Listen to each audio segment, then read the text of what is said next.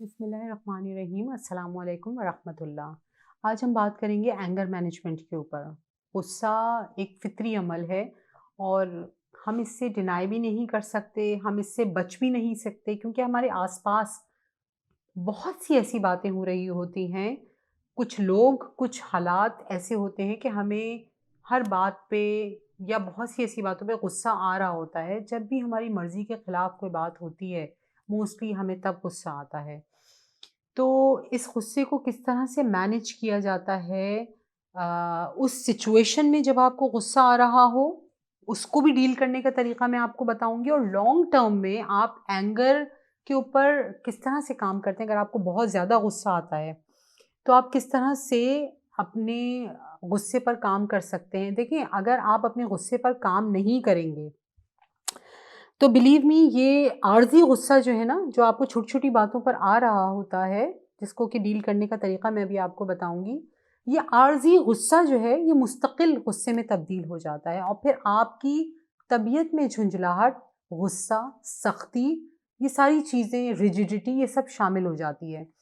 तो long term में आप किस तरह से काम कर सकते हैं और जिस वक़्त आपको गुस्सा आ रहा हो, उस सिचुएशन में आपको क्या करना चाहिए अपने गुस्से से गुज़रने के लिए, उससे गो थ्रू होने के लिए।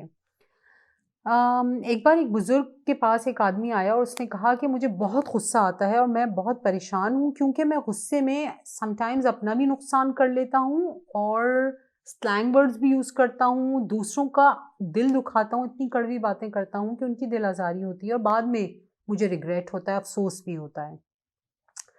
तो उन बुज़ुर्ग ने ये कहा कि जब तुम्हें गुस्सा आए तो तुम उनको उस वक़्त जवाब देने के बजाय वो पहर गुज़ार दिया करो।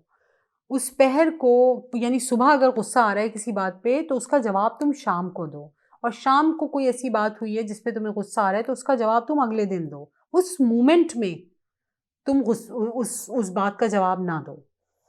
तो उस वक़्त तो ये बात समझ में नहीं आई उस आदमी के, लेकिन बाद में जब उसने उनके इस बात पर अमल करना शुरू कर दिया कि वाक़ई जब उसको गुस्सा आया तो उसने अपने आप को उस गुस्से का जवाब उस लम्हे में नहीं दिया बल्कि वो पहर गुज़रने के बाद उसका जवाब दिया या अगले दिन उसका जवाब दिया। तो उसके अंदर ये रियलाइज़ेशन आई कि ये गुस्सा जो है जिस बात पे मुझे आ रहा था ये बात इतनी बड़ी तो नहीं थी जिस पे मैंने इतना गुस्सा किया या मुझे गुस्सा जितना आ रहा था ये इतनी बड़ी बात नहीं थी। एक तो ये रियलाइज़ेशन आ जाती है। अब इस चीज़ को अगर आप नहीं चाहते कि किसी से शेयर करें तो मत करें इसको शेयर। आपका दिल भी अगर गवाही दे रहा है ना कि ये इतना गुस्सा करने वाली बात नहीं है, तो आप जब उस गुस्से का जवाब देने जाएँगे तो काफ़ी हद तक आपका जो टेंट्रम है वो कम हो चुका होगा लेवल उसका। अब सवाल ये है कि जिस वक़्त गुस्सा शदीद आ रहा है, आप बॉयल हो रहे हैं, तो आपको उस मोमेंट में करना क्या चाहिए? सबसे पहले तो मूव अवे फ्रॉम देयर, अपने आप को उस सिचुएशन से फ़ौरन बाहर ले जाइए। अम, घर है तो कमरे से बाहर ले जाएँ, कमरे नहीं तो आप घर से बाहर गेट से बाहर निकल के खड़े हो जाएँ। ऑफ़िस में है तो ऑफ़िस में उस सिचुएशन से बाहर निकल के आप कहीं और किसी दूसरे केबिन में चले जाएँ, कैफ़ेटेरिया है तो वहाँ चले जाएँ, नहीं तो ऑफ़िस से बाहर निकल के 5-10 मिनट के लिए खड़े हो जाएँ। ये चीज़ बाद में प्रूफ़ हुई कि साइकोलॉजिकली जो गुस्से का स्पैन होता है ना, ग्राफ़ गुस्से का, ये ऊपर जाके सिर्फ़ 12 मिनट्स का पीरियड होता है, जितनी देर तक गुस्सा कायम रहता है इंसान के अंदर। उसके बाद फ़ौरन ये ग्राफ़ नीचे आ जाता है। तो बेसिकली हमें कितना टाइम गुज़ारना है गुस्से की हालत में? सिर्फ़ 12 मिनट। उन 12 मिनट को हमें मैनेज करना है, लेकिन हम उसी 12 मिनट में अपना इतना नुकसान कर चुके होते हैं कि बहुत देर हो जाती है। तो ये 12 मिनट गुज़ारने के लिए आपको क्या करना है? सबसे पहले तो आपको उस सिचुएशन से अपने आप को निकालना है। किसी आइसोलेशन में अगर आपको कोई जगह मिलती है, तो आप उस जगह जाके बैठ जाएँ। आइसोलेशन में खामोशी से अपने साथ बैठने के बाद आपको जब आपने अमूमन देखा होगा कि जब गुस्सा आ रहा होता है तो आपका रेस्पिरेटरी रेट जो है वो बहुत बढ़ा हुआ होता है। इस तरह से हमको सांस ले रहे होते हैं और हमारी जो गुस्सा है उस पर हमारा कंट्रोल नहीं है ना, लेकिन सांस पर तो हमारा कंट्रोल है। हम अपनी ब्रेथ को ही अगर सिर्फ स्लो कर लेंगे तो आप यकीन करें कि ये 12 मिनट आपको सिर्फ़ गुज़ारने हैं ना, 12 मिनट में आपका ब्रीथिंग पैटर्न जो है ना वो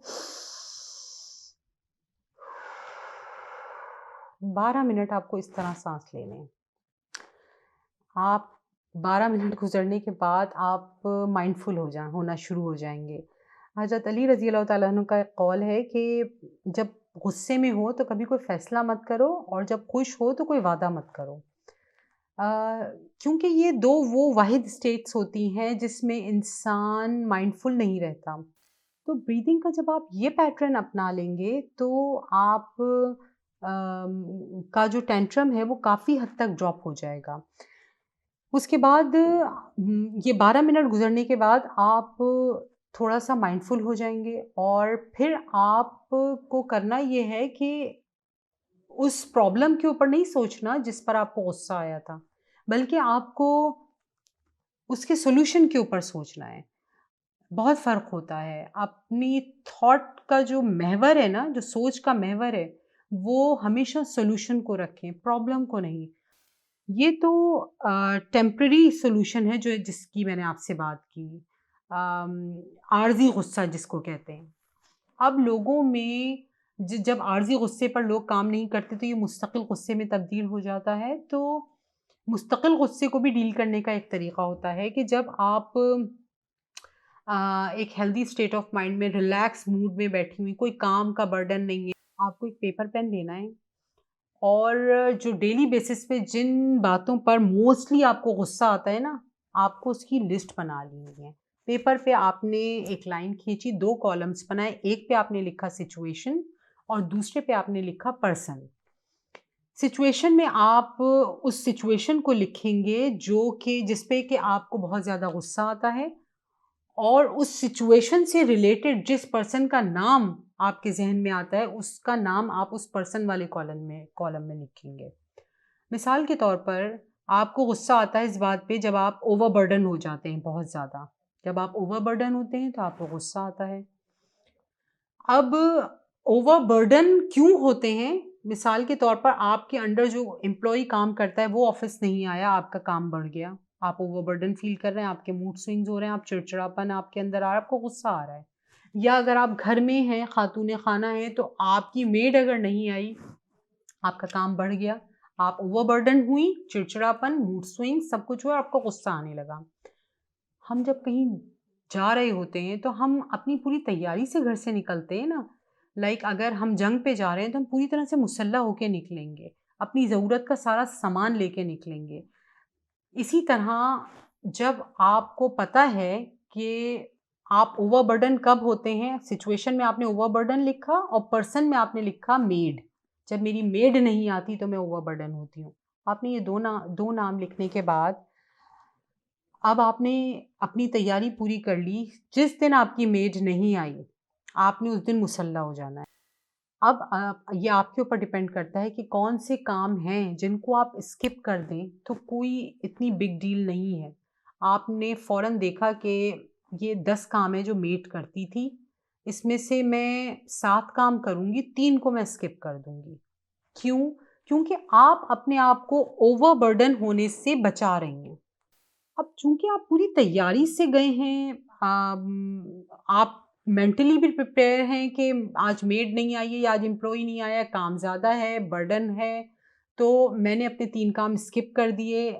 अब मैं ओवरबर्डन उस लेवल पे अपने आप को लेकर ही मत जाएँ कि जब आप ओवरबर्डन फ़ील करें और आपको गुस्सा आए। आप पूरी तरह से मुसल्ला हैं, आप पूरी तरह से मेंटली प्रिपेयर हैं कि मुझे इस बात पे गुस्सा आता है और मुझे इस चीज़ से होशियार रहना है। जब इंसान जंग पे जाने से पहले अपनी तैयारी कर लेता है तो वो जंग जीत कर आता है। तो लॉन्ग टर्म एंगर को मैनेज करने के लिए ये तरीका और शॉर्ट टर्म में एंगर को मैनेज करने के लिए जो पहले मैंने आपको बताया वो तरीका और अगर आप अपनाएँगे तो ज़रूर उसका आपको कोई नतीजा फ्रूटफुल देखने को मिलेगा।